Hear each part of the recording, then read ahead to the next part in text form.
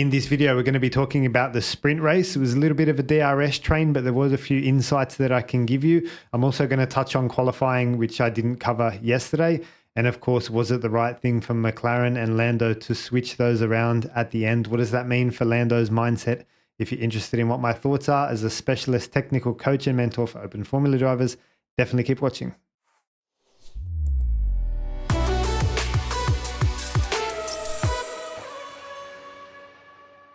Welcome back to the channel, guys. Let's start with qualifying. Like I say, I didn't cover that yesterday. The time zones are all over the place for me, so I'm a little bit like a session behind. The one thing I wanted to say was that George's car probably looks the quickest car. And when he took, I think it's turn 15 in 8th gear, and he said it played up with the engine or something, I agree with him. And I think the Mercedes is just so much quicker than the McLaren in terms of straight line speed and full throttle time. Now, you've got to remember, we got like an SH1T load of full throttle time. I think it's high, like 62% full throttle time around this track. So if the car's better in a straight line, it's helpful. You know, if you can carry the same mid-corner speeds and then just that final sector you can blast. So my prediction, therefore, for qualifying later is going to be that George in the final sector can make the difference and stick that Mercedes on pole position where I think it belongs come Q3 today. Interesting to see Lewis come out and say, I'm just not quick anymore. Like after a few bad qualifying results, and now he's drawn the line and said, like, I'm just not quick anymore. That's strange. I mean, I could do a full podcast on this and go into this. I could make a 50-minute video on where Lewis's mindset is at and what it means and how he technical side and the move to Ferrari. Like, I mean, we could talk for hours. The one thing I'll say is he hasn't fully recovered since Abu Dhabi 21. It cut deeper than we'll ever know. It cut deeper than we could see. When he won in Silverstone, we saw him crying. We know how much it means to him. I think this is Lewis against Lewis here. I really do. It's him against himself. And he's just got to find the fire that he's been driving with his whole career since karting. I think I know how to bring that back. And I'm thinking about making a video on Abu Dhabi 2021. I'm not sure, you know, it's obviously going to be divisive and there's the conspiracy and, well, not conspiracy, but, you know, obviously everything that happened in Abu Dhabi 21 is a sensitive topic.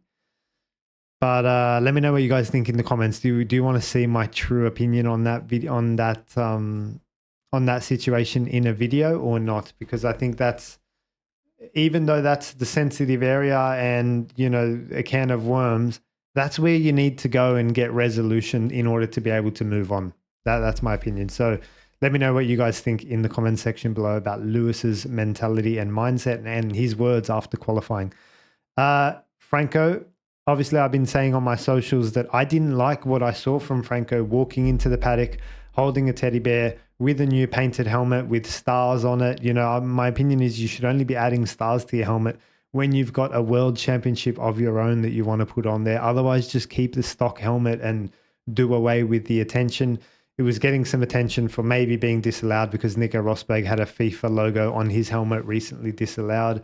And was, you know, it was getting attention that maybe it was going to be disallowed. Whether or not it was allowed or disallowed, it doesn't matter. Attention, nevertheless, was, you know, Franco was destined to not do well this weekend. Now, look, I know that he's got an old floor or some old suspension. Like, I get it.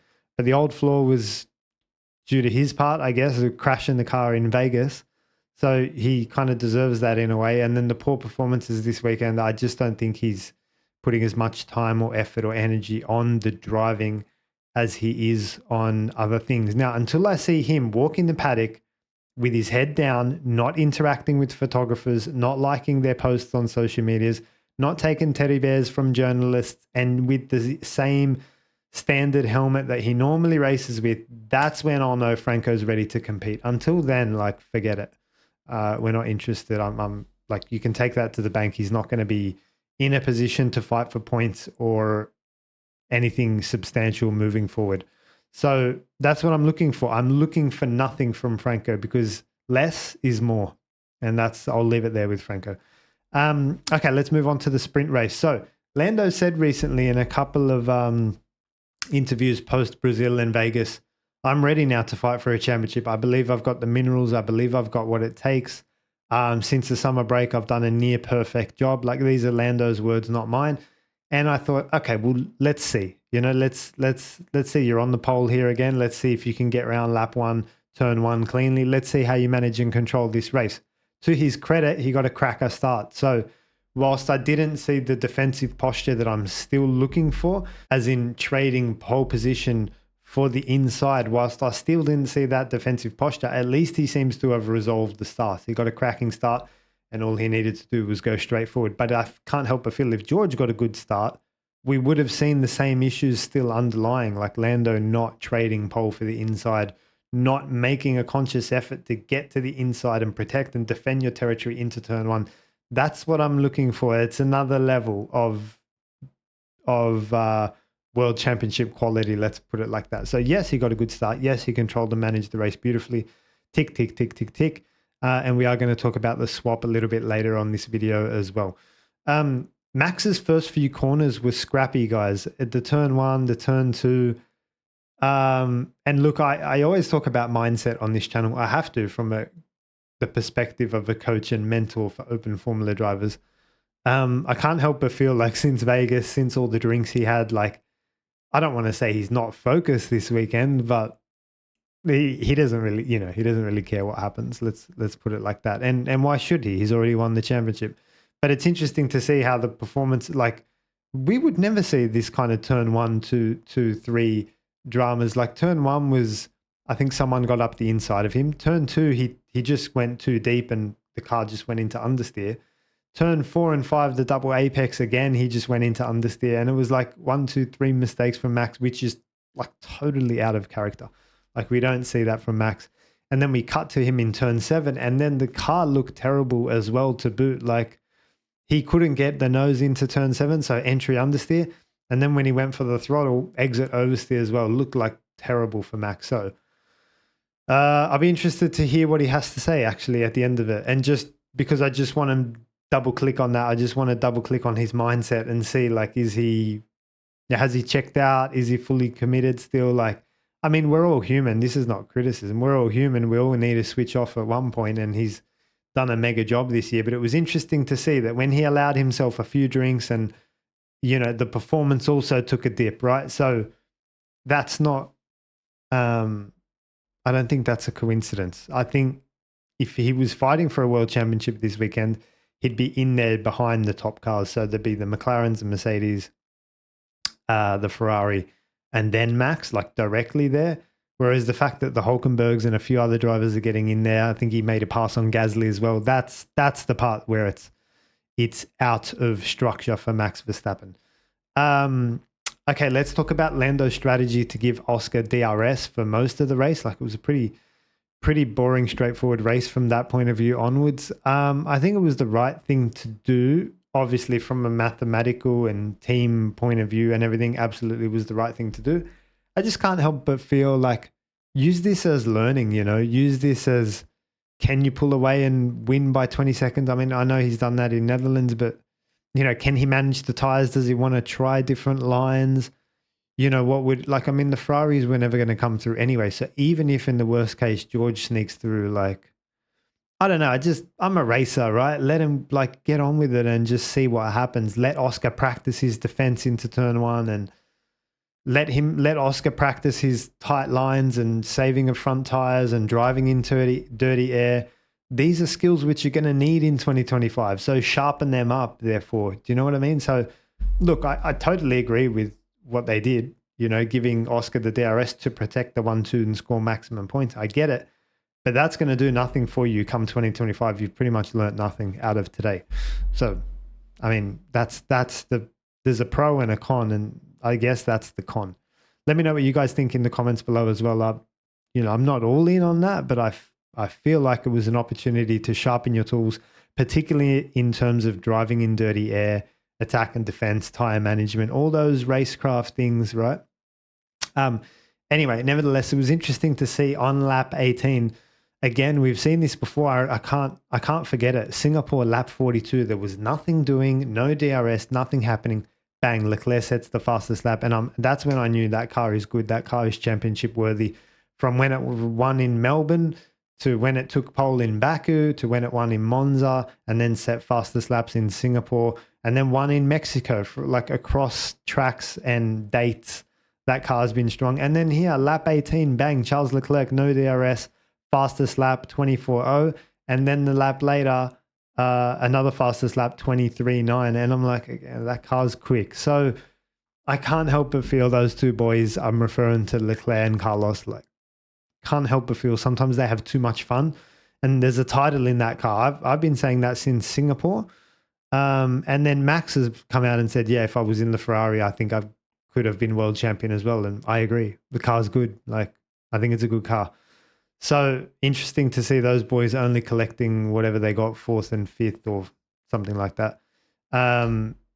Yeah, probably they want to have a look at themselves as well and ask themselves, are they getting the most out of that package? Because it's a good car. In my Can Charles Leclerc be world champion video, I talk about what Lewis Hamilton needs to do to win that championship in a Ferrari. Let the guys and girls at Maranello build you a good car and you just carry it from there because the race operations, forget it. Okay, let's talk about the switch at the end, guys. This is the big one, probably the big talking point for this video. You know, like, do I understand it? Do I get it? 100%, I get it.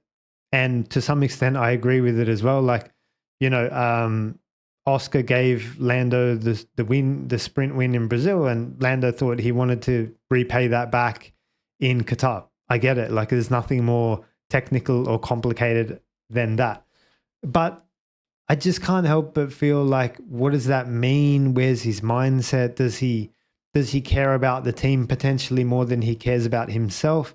We've seen in champions past, like Vettel's and Schumacher's and Senna's, man, these guys are ruthless. Max now, these guys are ruthless, relentless killers. Like, is that a prerequisite and a requirement to become a world champion? Like, are we seeing maybe the softer side of Lando? Like, I can't help but feel there's all those questions that need addressing as well.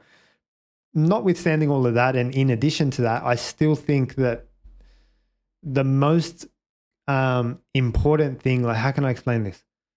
The most significant thing for me is that in a world championship year for Lando Norris, or a world championship year where he's fighting for a world championship, I can't help but feel Lando's helped Oscar more than Oscar's helped Lando. And without going through doing all the analytics and everything, I just feel like they're phoning Lando more often to help Oscar than they're phoning Oscar to help Lando. And that's the strange part for me, because, you know, post Hungary, it was all about help the team. You know, you're going to need Oscar. You're going to need the team. Do this. Trust me on this one. And then a race or two later, when they're in Baku, they're, hey, Lando, can you help? Can you help hold up Checo Perez because we've got to give Oscar the win? And it was like, hang on, who's meant to be helping who here? Like, I was helping Oscar in Hungary, and then now I'm having to help him again in Baku, and then he's attacking me in Monza, and he's attacking me in turn 1 in Hungary, and now I've got to give him the DRS, and I owe him the place back. So it's like, but Lando doesn't carry that quality. Lando's like, no, I just want a pure heart at the end of the day. I just want to repay my debts, and he's always said, like, I don't want the help of Oscar to win this championship. Like, I want to do it on my own. And I don't know if that's a strength or a weakness, because I can't help but feel he earned the right to some help when help was due. Yeah, because in the first half of the season, in the first 3 quarters of the season, he took the most points, he took the most poles, he did the better job, he got ahead in the points, and therefore deserved a little bit of help. You know, I don't know, like, I'm thinking out loud here with you guys, so I'm not sure like where I stand on it. I totally understand it, you know, on the back of Brazil, but where do you guys sit on this? Like, my question is it a strength or a weakness? And like, I should have the answer to this, right? But I don't. I've never seen it before. Like I said, all the champions I've seen, they're just relentless, ruthless killers. And they won't give you a cent, let alone $1.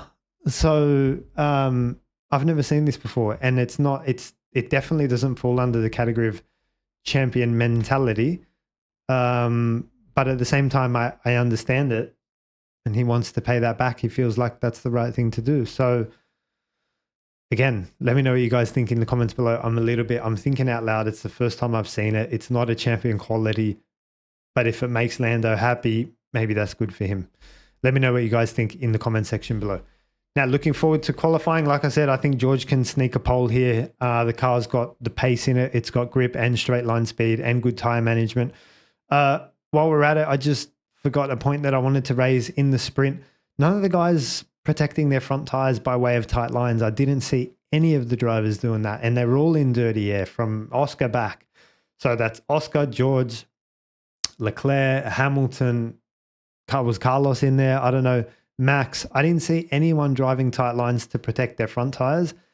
And I'm looking for that. Who's going to be that person that's switched on enough to think, you know what, I just want to drive a step inside, look after the front tires, protect from the dirty air, and make a race of this. So I want to see who that is. And I'm curious to keep an eye out for that in the race proper itself tomorrow. Thanks for watching, guys. I hope this video gave you some sort of insight. If it did, leave me a question, thought in the comment section below. Subscribe to this channel moving forward. I'm going to give a full race analysis tomorrow and give the video a thumbs up. All these things help move the channel forward. And as always, I appreciate your support. Thanks for watching. I'll see you in the next one.